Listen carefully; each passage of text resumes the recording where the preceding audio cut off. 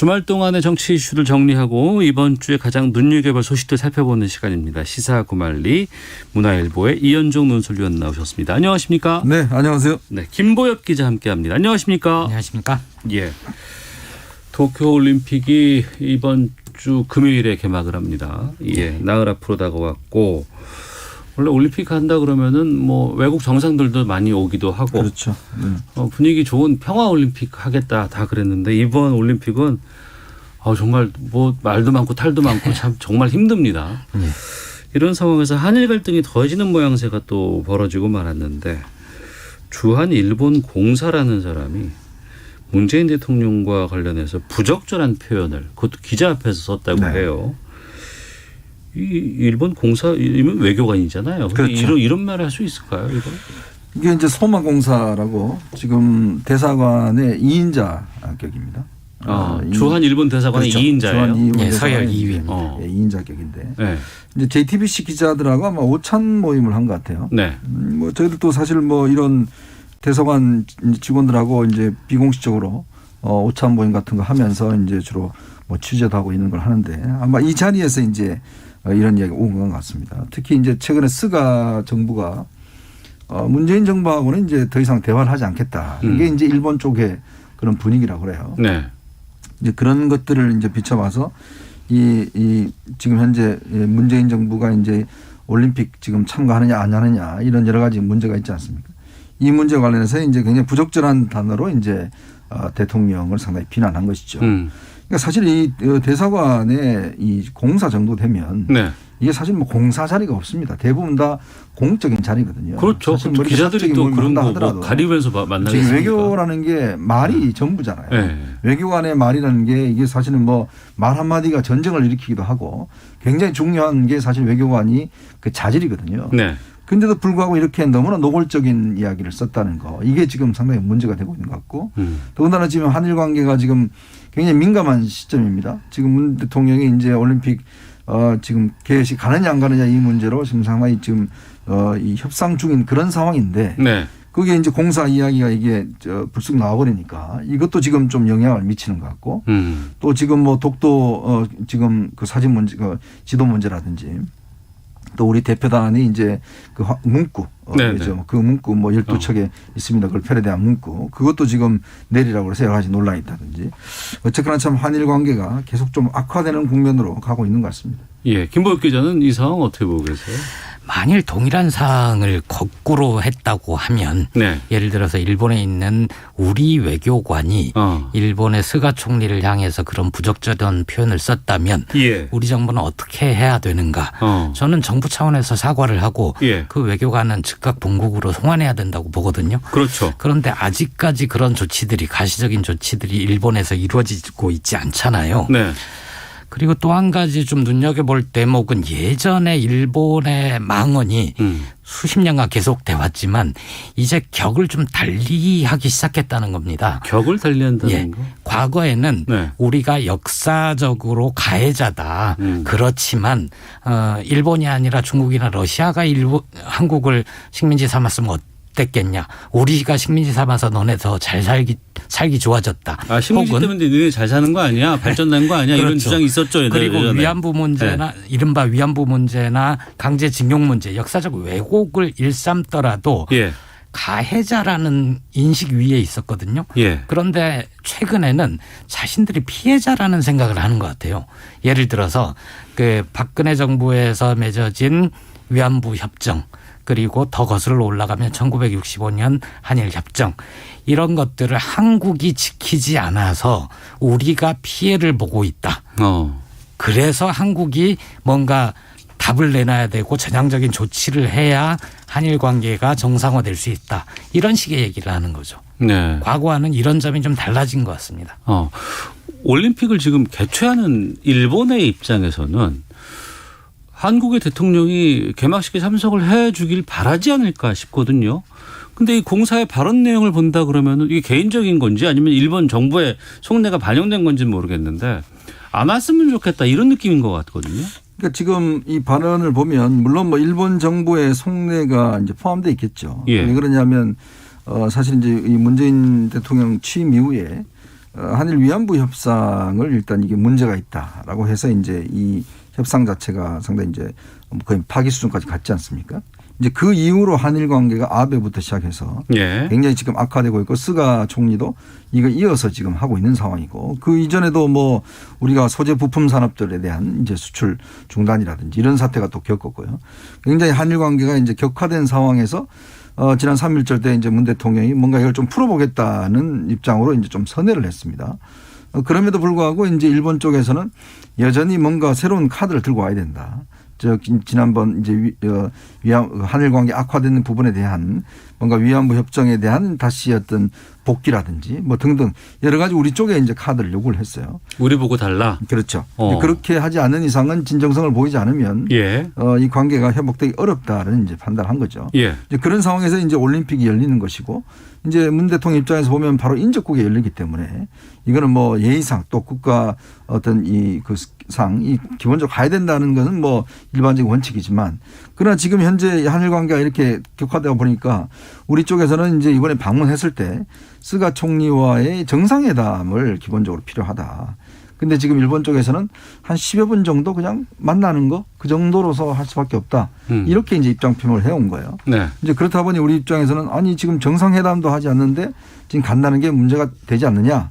이래서 지금 현재 그 교섭 중에 있으면서 아마 이제 우리 정부 쪽에서는 큰 틀에서는 일단 참가하는 쪽으로 일단 가닥을 잡긴 잡은 것 같습니다. 네. 근데 이제 지금 막판에 요 문제가 생기면서 여기 나왔던 이제 이 소마 공사의 신분 문제, 그러니까 어떤 면에서 경질한다든지 뭐 등등 이런 가시적인 조치를 지금 빨리 취하라는 것이고 이제 그거를 어떤 된다고 한다면 아마 문 대통령은 내일쯤 올림픽 개막식 참석을 이제 발표할 것 같은데 아마 이제 오늘 내일이 좀 상당히 고비가 되는 것 같습니다. 이 주한 일본 공사를 어떻게 처리해야 한다고 보세요?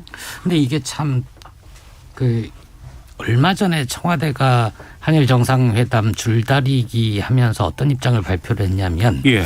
일본 정부가 협상 중인 사안에 대해서 자꾸 일본 언론에 네. 먼저 노출을 해서 언론 플레이하고 그랬잖아요. 언론 플레이한다. 네. 그런 식으로 하지 말아라라고 경고를 한 차례 했는데 이 공사 문제도 비슷한 식으로 하고 있거든요. 아, 요미우리 신문 일본 신문에서 공사를 송환하기로 했다. 그리고 정상회담 합의했다. 이런 식으로 얘기를 했단 말입니다. 그런데 이 공사 얘기는 그 전에 정상회담 줄다리기를 할 때 있지도 않았던 문제예요. 이거는 기본적으로 하고 의미 있는 성과 있는 회담을 할 수 있는 성의 있게 배려하는 시간 네. 그리고 안건에 대한 구체적인 협의 이런 것들이 들어가야 되는데 그거 없이 자 우리 공사 문제 있는 공사 송환시킬 때니까 정상회담 합시다 이런 식으로 또다시 언론 플레이를 하고 있는 거 아닌가. 청와대는 이런 점에 대해서 몹시 불쾌해하고 있을 겁니다. 네. 그러면은 한다는 거예요? 안 한다는 거예요? 아니면 일본은 하라는 거예요? 말라는 거예요? 뭐예요 도대체? 그러니까 이제 일본 입장에서 보면 이번 올림픽이 워낙 지금 여러 가지 문제가 있다 보니까 인접국에서도 이제 와서 좀 그래도 면을 세워줘야 된다는 측면이 있는 것 같아요. 그래서 지금 이제 요미우리 신문에서 이제 일단 경질하고 온다는 거. 오늘 또한 박수현 지금 대변인이 그런 이야기를 했습니다. 대통령의 길은 다르다. 이런 이야기를 하면서 이제 대국적으로 좀 볼 듯한 그렇지만 일단 일본 측에서 아직까지 우리한테 통보한 바가 없대요. 네. 저 경질한다는 거를 요미우리 쪽에 일본 언론 쪽에는 이게 나왔는데 이것도 또 언론 플레이라는 그렇죠. 아직 우리한테 지금 정식으로 외교부 쪽을 라인을 통해서 뭐 이런 어떤 조치에 대한 입장 표명이 전혀 없으니 이걸 우리 정부가 뭐 바로 또 발표할 수가 없는 거죠. 이제 그렇다 보니 일단 정식으로 우리 외교부 쪽을 라인을 통해서 그 처리 문제에 대한 입장을 밝히고 그렇다면 그거에 대한 또 우리 정부 입장에서는 또 대국적으로 밝히고 저는 아마 뭐 물론 여러 가지 어려움이 있겠지만 사실 이웃나라 올림픽 사실 우리 지난번에 우리도 이제 동계올림픽을 했지 않습니까? 네. 그렇기 때문에 사실 참가하는 게 저는 기본적인 원칙이라고 봅니다. 그렇지만 일본 측도 최소한 이런 문제에 대한 좀 성의는 보여야 우리 정부도 뭔가 명분이 있지 않겠는가. 그렇죠. 그런 생각이 듭니다. 네. 그런 거 없이 지금 간다는 거는 국민들이 되게 납득하기 힘들 것 같거든요. 네. 그 공사 얘기 중에 좀 그 부적절한 표현 말고는 다른 얘기를 좀 들을 만한 대목은 있습니다. 예. 우리는 굉장히 사정이 급하다, 다급하다. 다른 사람들이 굉장히 많다. 예. 이렇게 정상회담에 한국만큼 매달릴 여유가 없다. 이런 얘기들도 있거든요. 그런 거 보면 실제로 스가 총리가 문 대통령을 만나서 뭔가 일본 쪽에 유리한 의제를 이끌거나 뭘 잘할 만한 자신이 없어 보인다는 느낌도 있습니다. 네. 실제로 그냥 악수만 하고 말고 싶어 하는 게 일본 정부 스가 총리의 본심 아닌가 이렇게 봅니다. 네. 청취자 의견 보면 3593님 굴욕적이고 우리 국민들도 반대하는 일본 방문 가지 말아야 합니다. 스가 정부의 의지가 보이지도 않는데 꼭 가야 하는지요. 4884님 정재민님 1927님 등등 일본 가면 절대 안 됩니다라는 의견이 상당히 좀 많이 들어오고 있는 상황입니다. 이게 실무진 뭐 격리라든가 이런 조치 때문에 오늘 저녁까지는 결정이 돼야 된다고 들었어요. 네, 오늘 아마 오후쯤에는 뭐 가부간의 결정이 날 것 같아요. 네. 이 부분에 대해서 아마 청와대도 뭐 일본 쪽에서 입장이 오면 아마 우리 청와대도 뭐 발표를 하지 않을까 싶습니다. 알겠습니다. 좀 기다려 보겠습니다. 워낙에 또 여기저기서 뭐 다양한 얘기들이 많이 들리는데 확정적인 건 아니기 때문에요. 자, 본격적인 대선 레이스 상황 좀 살펴보겠습니다. 민주당 쪽부터 좀 가볼까 하는데요. 이재명, 이낙연 두 후보 간에 좀 신경전을 넘어서서 좀 감정 싸움까지 벌이는 거 아니냐 이런 상황인데 이재명 후보는 과거 보수 정권을 옹호했다가 태세 전환을 하지 않느냐 이렇게 이낙연 후보 측을 비판했고 친인척 비리 혐의도 거론됐습니다. 이낙연 후보 측은 경기도 유관단체 고위 임원이 네거티브 작전을 했다 이렇게 반격에 나서기도 했는데 이 상황들 김보엽 기자님 좀 어떻게 보고 계시는지 좀 여쭙겠습니다.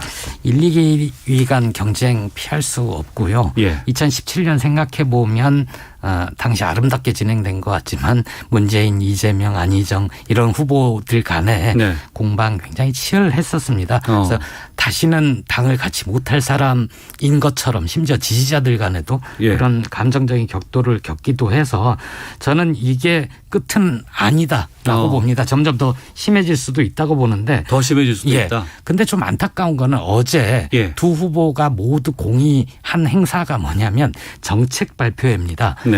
이재명 후보의 경우에 제1공약을 발표를 했고요. 이낙연 후보도 마찬가지로 정책 발표회를 한 건데 네. 발표한 정책 기억이 나지 않거든요. 오히려 서로 공격한 내용들만 기억이 나서 몹시 좀 안타깝습니다. 제 생각에는 네. 그 후보 간에 계속 이런 공방을 벌이는 것보다는 실제로 경기도 유관단체 고위 임원방에서 그런 일은 있었으므로 이낙연 캠프 쪽에서 이걸 당 선관위에 고발을 하고 거기에 조치가 미진하다고 하면 실제로 뭐 더 나가는 조치를 할 수도 있지만 그거는 그거대로 하고 좀 정책 경쟁의 장으로 다시 돌아왔으면 좋겠습니다. 네. 청자 두 후보는 정책 발표를 했는데 정책이 뭐가 발표됐는지는 아무런 관심 없고 이것만 지금 저희 지금 다루고 있는 거 아니에요? 예. 싸움은 붙어야 재미가 있는 거잖아요. 이게 어쩔 수 없는 것 같아요. 지금 예. 숙명으로 지금 붙는 것 같아요. 저는 이 모습 보면서 예전에 이명박 박근혜 전 대통령이 이제 경선에 붙었을 때 네. 정말 그때도 뭐 대단했거든요. 그때도 난리였어요. 거의 뭐 네. 저 어디서 태어났냐 문제까지 다 이게 나올 정도로 저는 아마 이렇게 되면 진짜 초등학생 때 뭘 했냐는 문제까지도 나올 지경인데요. 지금 이 문제의 심각성 뭐냐면 이재명 후보가 성남시장에 있을 때 그 성남FC의 간부를 했던 사람입니다. 네. 이 사람이 이제 경기도의 유관단체라고 그래요. 산하단체는 아니고 거기에 임원을 했는데 텔레그램이 그 단톡방을 만들어서 거기서 이제 이낙연 후보와 관련된 여러 가지 이야기들을 이제 공유를 하고 했다는 거죠. 이래서 이제 이게 이제 문제가 된 것인데 저는 언뜻 생각나는 게 이게 참 지난 2017년 선거 때 우리 드루킹이라고 있었지 않습니까? 예, 예. 그때 여러 가지 여론 조작을 했고 이런 게 있었는데 이제 그거는 이제 사실 킹크랩이라는 프로그램을 돌려서 했는데 지금도 이런 식의 이제 선거 개입을 해서 그래서 바로 이재명 지사가 이제 직위회전을 했다고 하지만 이낙연 후보 입장에서 보면 굉장히 엄중한 사태죠. 왜냐하면 지금 이제 양 후보 간에 굉장히 치열하게 지금 붙고 있는 거고 더군다나 지금 이 경선이 연기가 될 가능성이 있습니다. 네, 그러면 맞습니다. 이 싸움이 지금 앞으로 한 2달 가까이 진행이 되는 거거든요. 그러면 지금 여러 가지 지금 본인과 관련된 옛날 기자 때 썼던 기사까지도 지금 문제를 삼으면서 전두환 박정희한테 뭐 예를 들어서 찬양했다 이렇게까지 지금 나오고 있는 판국이니까 아마 이낙연 캠프 쪽에서 이거 가만히 있지 않을 것 같아요. 일단 지금 아마 조사를 한다고 합니다. 선관위 측에서 이게 이제 불법인지 없는지 여부 등등을. 어쨌거나 저는 이번 이게 이 선거 때 되면 지금 지금 우리가 언택트 상황이기 때문에 SNS를 이용한 선거 운동이 굉장히 활발한데 만약에 이런 것들이 사실 이런 방식으로 해서 암암리에 뭐 요즘 보면 뭐 받은 글 뭐 이런 거 해서 많이 돌아다니거든요. 네. 솔직히 음해성 이야기들이 이런 것과 관련 있는 건 아닌지 저는 아마 선관위 측이나 이런 데서 좀 철저히 한번 조사를 해봐야 되지 않을까 그런 생각이 듭니다. 지지자들 입장에서 봐도 이게 좀 생산적이지는 않아 보이거든요. 그렇습니다. 네. 그리고 또 이런 분들을 보고 있으면은 본인들 스스로조차도 이런 거 좀 안 했으면 좋겠다라고 하시는 분들도 꽤 계시는 것 같은데 이게 두 후보 모두에게 다 네거티브로 지금 작용할 것 같다라는 좀 우려도 듭니다만. 그렇습니다.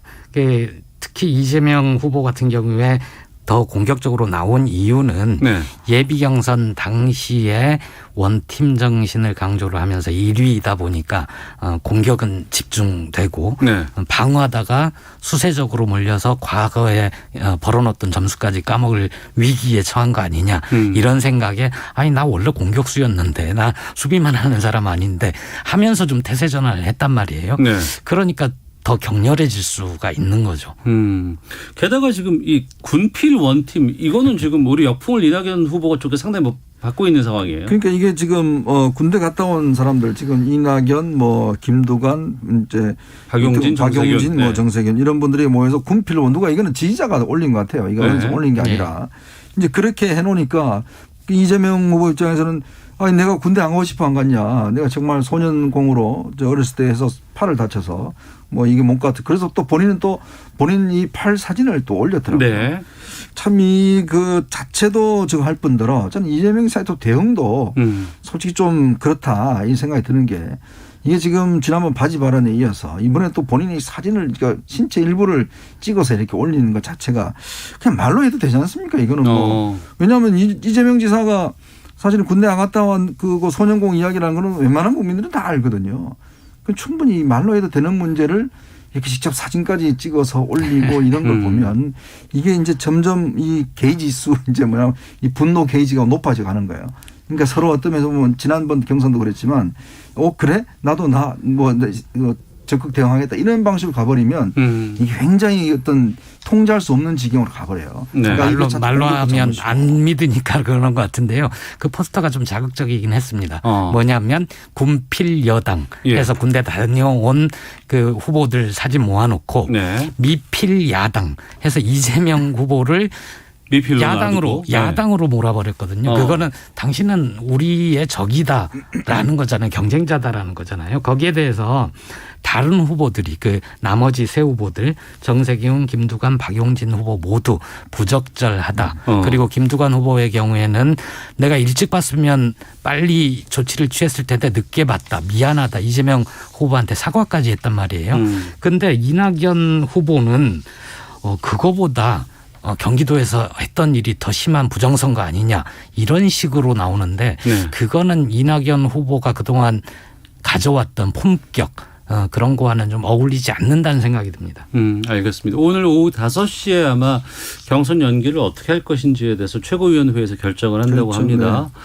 여기서 뭐 3주가 될지 아니면 그보다 더 길어질지 모르겠습니다. 결정이 나면 또 그 이후에 이 파장들은 계속해서 좀 연장이 되지 않을까 싶네요. 그러니까 이게 지금 이낙연 후보 측에서는 한편으로 보면 지금 본인 또 상승세잖아요. 그렇죠. 근데 이게 또 기간이 늘어지면 이게 유불리라는 게 지금 일단 이재명 후보 입장에서 보면 기간이 늘어지는 걸 일단 어느 정도 이제 좀 방어할 수 있는 시간도 버는 거고. 근데 지금 이낙연 후보 입장에서는 상승세인데 자칫하면 또 이 상승세가 끊길 수도 있으니까 이게 참 애매하게 예전 모습하고 지금 또 이 연기론에 대한 이해관계하고 상당히 다른 측면도 있는 것 같습니다. 한 주 한 주가 정말 살얼음을 걷는 듯한 느낌인 것 같습니다. 네, 시사본부 시사구말리 돌아왔습니다. 김보엽 기자, 이현정 논설위원 두 분과 함께 말씀 나누고 있는데요. 야권 주자도 쪽도 좀 보겠습니다.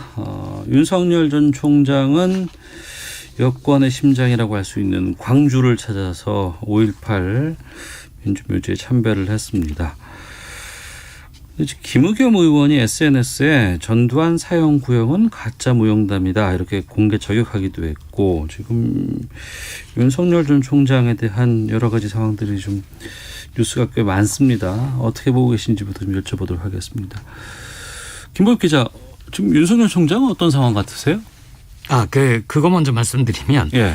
전두환 사형 구형은 가짜 무용담이다. 이거 좀 사실과 해석이 혼재돼 있는 것 같습니다. 어떤 우선 거죠? 사실관계만 보면, 네. 당시에 모의 재판 같은 게 열렸고, 그 법대 학생이었던 윤석열이 전두환에게 중형을 구형한 건 사실입니다. 네. 그런데 시점이 이게 5.18 민주화 운동 뒤가 아니고 전이었고요. 그때는 서울의 봄 뭐 이런 식으로 표현이 되는 80년 이전에? 예. 아니 80년 5월 이전입니다. 그러므로 그 당시에는 분위기가 막 민주화되는 분위기였고 마치 1987년 민주화 항쟁 때처럼 분위기가 험악할 때 한 것은 아니고 분위기 험악한 때가 아니라 누구든지 거침없이 얘기할 수 있는 상황이었다. 예. 이런 거고요. 그 5.18 이후에 피신했다. 이 대목에 대해서는 김 의원 같은 경우에 그거 보안사에 있는 친척이 미리 얘기해 줬다는데 그럼 그 가족 찬스 쓴 거 아니냐. 이런 공격도 좀 하고 있는 거고요. 그리고 이런 무용담이 과장돼 있는 거를 윤석열 후보가 미리 사실과 그렇지 않은 거에 대해서 얘기할 기회가 충분히 있었는데 부풀려진 거를 즐겨온 거 아니냐. 네. 그러므로 가짜 무용담이다라고 얘기를 하는데 가짜까지는 아니고 좀 과장된 것이다. 네. 이렇게. 그런데요, 이게 제가 참 김의겸 의원 기자 출신인데 아니 지금 최근에 경향신문 인터뷰에서 네. 이 윤석열 후보가 이분이 아주 자세하게 밝혔어요. 내용을. 네. 그것만 봤더라도 이게 이런 실수를 하지 않을 텐데 거기서 그 이야기를 했습니다. 자기가 80년 5월 8일에 동아일보에 있는 선배로부터 신군부들이 뭔가 이게 한다. 그래서 전두환 노태우가 주도 세력이고 신은학도 주도 세력이다. 그래서 이제 그 5월 8일 날 법대하고 경영대하고 뭐 도서관에서 이제 모의 재판을 했다는 거예요. 자기는 재판장을 맡았고 그래서 재판장을 맡으면서 전두환 전 대통령에 대해서 무기징역을 선고했다는 겁니다. 이제 그랬더니 5월 17일 날 보안사에 다니던 자기 친척이 연락 와서 그게 이제 호해로 이렇게 만들어져서 대학교에 뿌려졌대요. 그 내용 자체가. 그러니까 그때 저 아는 친척이 전화해서 너 이거 좀 안 좋을 것 같다.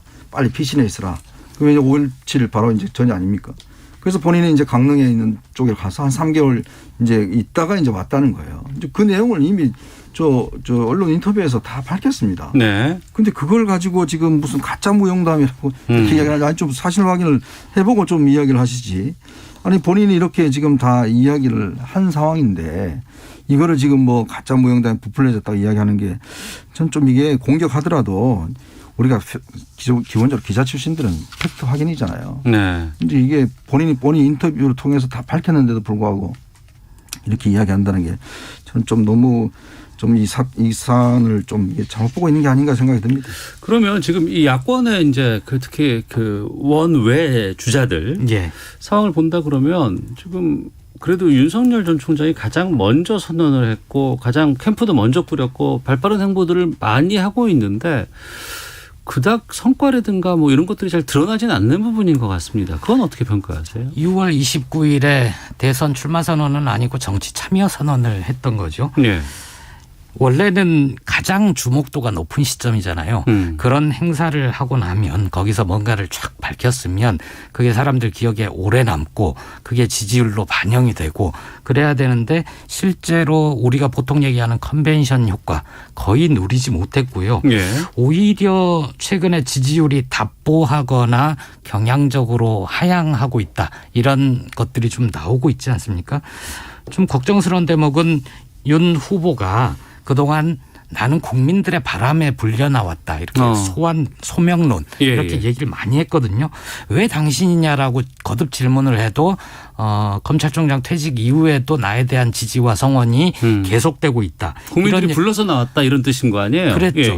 그게 객관적으로 표현되는 건 지지율이잖아요. 그런데 이 지지율에 문제가 생기면 그럼 어떻게 해야 되는지 이게 좀 걱정스러운 거고 지난번에 얘기했듯이 그 대선 출마 선언을 다시 한번 해야 된다. 나는 왜 대통령이 되고자 하고 무엇을 하고자 하는지 네. 분명하게 자기 입으로 듣지만 말고 이제는 자기 목소리로 얘기하는 시간이 좀 필요하다 이렇게 봅니다. 네. 저는 이게 좀 캠프에 좀 문제가 있는 것 같아요. 이게 이제 아무래도 윤석열 전 총장은 이 검사를 하셨던 분이기 때문에 정치로 숨 또 신이죠. 그렇죠. 정치 이제. 신인이기 때문에 네. 또 정치의 영역은 또 나름대로 정치의 영역이 있습니다. 저희들이 경제 문제 잘 이야기 못 하듯이 그러니까 정치 문제는 또 나름대로 봐온기 때문에 이야기를 하는 거거든요. 네. 마찬가지로 이렇게 국민들의 민심을 움직이고 이 국민들에게 하기 위해서는 이 또 정치 영역은 또 따로 있는 거거든요. 그렇다면 본인이 지금 이런 부족한 부분들을 사실은 정치인들 출신이나 이런 분들을 통해서 좀 이렇게 이 극복을 해 나가야 되는데 지금 아직 캠프에 보면 정식 임명된 사람이 딱 7명밖에 없어요. 그러니까 지금 도대체 누가 있는 건지 그러니까 누가 이걸 주도하는지가 이제 분명하지가 않고 예. 그게 뭐 일견 이제 여의도와 좀 거리를 두는 그런 모습은 뭐 의미는 있습니다만은 그러나 정당에 소속되지 않고 정치를 한다는 거는 있을 수 없는 일이잖아요. 우리가 지금 기본적인 시스템이 정당 그렇죠. 중심적인 네. 정치잖아요. 이제 너무 정당을 좀 도외시하는 게 아니냐. 또 그다음에 아까 김기혁 기자도 이야기했지만 이 메시지가 사람들이 생각하는 것만큼 기다려주지 않아요. 그러니까 뭔가 빨리 듣고 싶은 게 있는 겁니다. 네네. 그러니까 그런데 듣고 싶은 그러니까 내 입장에서 보면 아 나는 요걸 이야기하고 그다음 요걸 이야기하고 요걸 이야기 이렇게 생각하지만 네. 그러나 정치의 영역에서는 그게 아니에요. 국민들이 듣고 싶은 이야기를 해줘야 되거든요. 예. 그러니까 지금 국민들이 듣고 싶은 이야기는 그럼 당신 어떻게 할 건데? 뭐 할 건데? 어떤 뭘 방식으로 우리를 바꿀 부동산 건데? 어떻게 할 건데? 예. 그다음에 정치 개혁 어떻게 할 건데? 경제 어떻게 살릴 건데? 자꾸 이런 질문을 하고 있거든요. 근데 그거는 좀 이따 할게요. 나중에 제가 돌아다녀 보고 좀 공부해 보고 나중에 답하겠습니다. 이게 안 통합니다. 그러니까 뭔가 그 사람을 만나면 그 즉시 본인이 나는 이런 이야기를 들었고 이렇게 하겠다. 이게 뭐냐면 이 정치인은 대안을 가진 사람이거든요. 네. 그냥 비평만 하는 사람이 아니에요. 저는 뭐 평론가는 비판만 할 수 있지만 정치인은 지도자는 대안을 갖고 항상 국민을 대해야 되기 때문에 저는 이 부분이 좀 앞으로 극복돼야 될 과제가 아닌가 싶습니다. 예. 그러면 또 한편에서는 최재형 전 감사원장이라든가 김동연 전 부총리 같은 경우에는 이제 드러내고 있습니다. 예. 의지를. 예. 어떻게 좀 차별화가 될까요? 윤석열, 최재형, 김동연 세 분 다 이제 야권의 후보로 본다면 각각 다 다른 것 같아요. 네. 윤석열 후보는 바깥에서 따로 하고 있고 최재형 후보는 바로 입당을 해버렸잖아요. 예. 그래서 당의 힘을 얻고 활동을 하고 있죠. 그게 윤석열 후보와 차별화되면서 빠른 시간 내에 부족한 인지도, 지지도 높일 수 있는 현명한 전략이라고 봅니다. 네. 김동연 후보는 아직까지 뭐 어떻게 할 건지 정치를 교체해야 된다는 얘기를 하고 있는데 구체적인 얘기는 하고 있지 않죠. 네. 유정은 소장님께서는 이 두 분은 어떻게 보고 계세요? 일단 최재형 감사원장은 본인의 지금 처지에 맞는 일단 전략을 저는 구사하고 있다고 보는데. 처지에 맞는 전략이다. 왜냐하면 뭐 조직도 없고 일단 인지도도 부족하고. 근데 저는 아쉬운 게 뭐냐면 왜 하시려고 하는가가 아직 모르겠어요. 그건 기본적인 상황인데. 그러니까 왜 감사원장 선언 나왔는데. 때 얘기하겠죠. 감사원장 나왔는데 아직까지 도대체 그러면 나 왜 정치하는 거야? 왜 정치를 할 건지 또 본인이 느끼신 게 뭔지 이게 국민들한테 먼저 이야기해야 되는 거 아닌가요? 이 쓰레기 줍기 다니기 하시기 전에 국민들에게 저는 이렇게 해서 정치를 하겠습니다. 그리고 이런 이유가 있습니다라고 이야기를 하고 본인이 정당에 입당하고 왜냐 현역 감사원장이 헌법에도 사실 감사원장은 임기가 정해져 있습니다. 그런데 네. 그런 분이 지금 야당으로 갔단 말이에요. 그럼 국민들이 궁금하잖아요. 네. 그럼 그걸 말씀해 주셔야 돼요. 김동연 부총리도 정권 교체가 아니라 정치 교체다. 근데 뭘 정치를 어떻게 교체하겠다는 건지. 네. 그럼 내가 개헌을 하겠다는 건지. 이런 부분에 대한 좀 이야기를 명확하게 해야 되는데 자꾸 이제 이게 애매한 이야기들 사실 속내는 있겠죠. 예. 아무래도 뭐 본인은 내각제 개헌이나 이런 걸 뭐 등등 이제 염두에 두고 하는 이야기 같은데 이제 국민들이 조금 이런데 조금 짜증낼 수가 있어요. 그러니까 오히려 저는 솔직하게 좀 이야기를 하는 게 네. 지금 야권 후보들 같은 경우는 뭐 빙빙 도로 다니고 이러면서 메시지가 명확하지 않는 부분이 있는데 저는 좀 더 명확하게 하는 게 국민들에게 좀 더 다가갈 수 있는 측면이 있지 않는가 그런 생각이 듭니다. 예. 윤석열 후보만 해도 사람들이 많이 알잖아요. 검찰총장을 네. 했고 그 문제가 한동안 주요 이슈였고. 근데 최재형, 김동연 두 분은 스스로는 굉장히 중책을 했고 많은 일을 했다고 생각을 하지만 네. 사람들이 알아야 지지도 할 수 있거든요. 그렇죠. 네. 근데 나온다고 다 지지할 수는 없는 두 거 분의 아니겠습니까? 인지도는 확 떨어집니다. 아무도 잘 몰라요. 예. 넘어야 될 산이 많은 것 같습니다. 시사구말리 여기서 마치도록 하겠습니다. 이현종, 김보엽 두 분과 함께했습니다. 오늘 말씀 고맙습니다. 네, 고맙습니다. 고맙습니다.